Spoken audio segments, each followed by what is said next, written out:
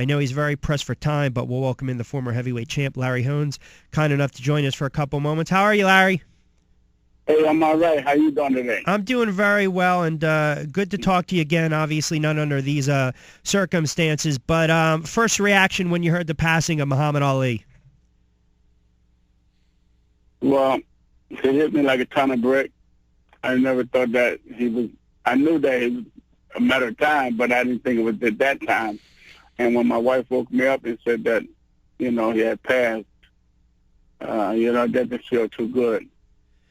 Didn't feel too good. It's a tough question to ask, and maybe even a tougher question for you to answer, but you were a sparring partner for a lot of years. You were a sparring partner leading up to that fight, and we know the beating that he took in that fight.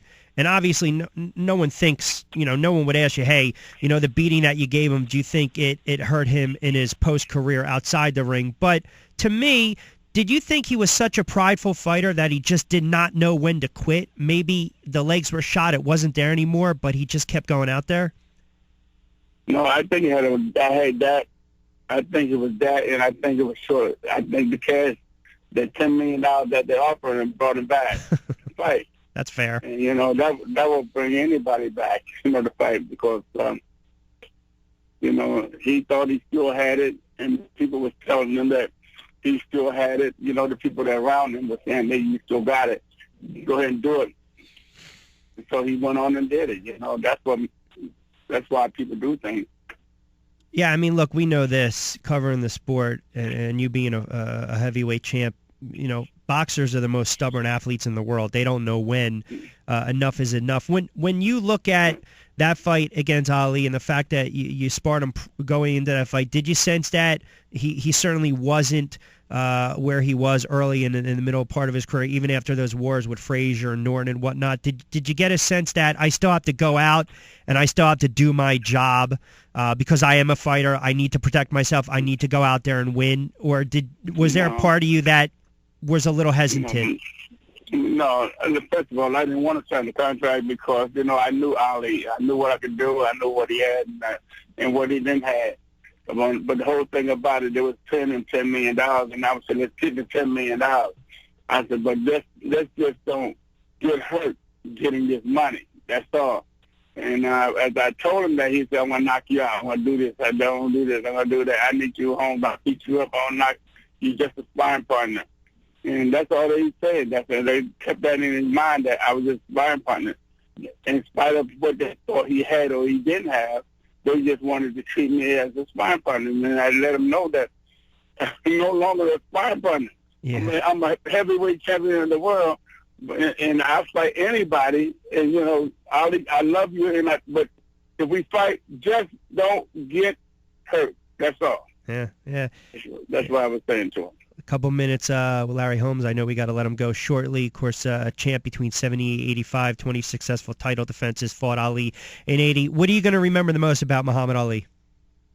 I remember when we was in the ring, in the dressing room after the fight, and I told him that I love him after I hugged him, and he said to me, well, why you whoop me like that then?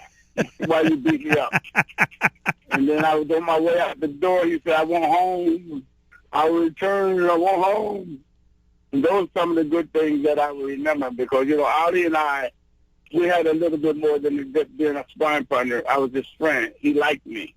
And, and I took advantage of that likeness, man, because I tried to do anything I can to do to, keep our relationship good. And he was a great man. I don't care what people say. There's a lot of people going to talk a lot of stuff, talking about how good they was and all that. But believe me, Ali was a great guy. He chose who he wanted to be friends with, and the ones he didn't want to be friends with, he didn't bother with them. Larry, before I let you get out of here, I know we're tight on time. I was talking to Al Bernstein at the top of the show, and we were talking about, the heavyweight division back in the day when you guys fought.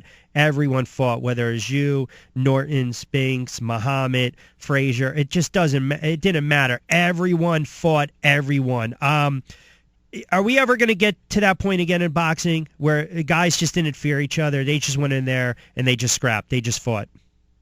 No, it's a money thing now. It's a money thing. It's a protection. Protect him. That's what it is. Pay him that much money to step aside. Don't let him fight this guy.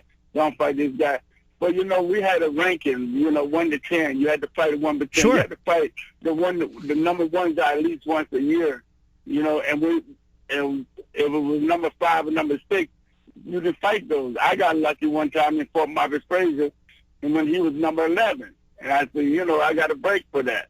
But you don't get those breaks. You shouldn't get those breaks. You should have to fight the 1 to 10. Number one guy at least once a year if you're a champion. Yeah, and sometimes you would get the rematch right away. It would be like 6 months later. Yeah. It just stayed. Yeah. I mean, when Spinks, you fought him in 85. You turn around, you fought him again in 86. So yeah.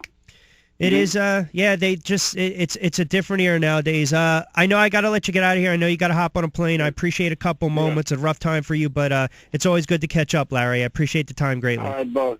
I thank you for having me on the show. All right, you got it. Take care of yourself. Former heavyweight champ Larry Holmes.